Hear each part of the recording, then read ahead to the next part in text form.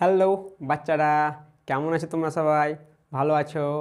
তাহলে সবাই রেডি তো? আমরা আজকে নতুন একটা জিনিস আঁকবো। কি? আইসক্রিম।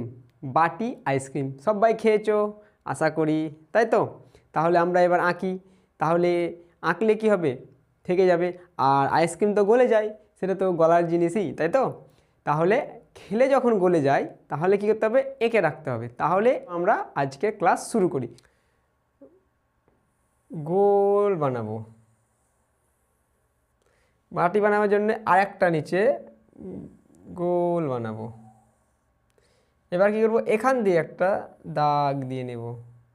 তারপর সব গোল গোল করে কিছু আইসক্রিম বানাবো, তাই তো? এগুলো আইসক্রিম বানাবো। এটাকে হলুদ আমরা করছি, তুমি তোমাদের ইচ্ছে মতো রঙগুলো লাগাবে।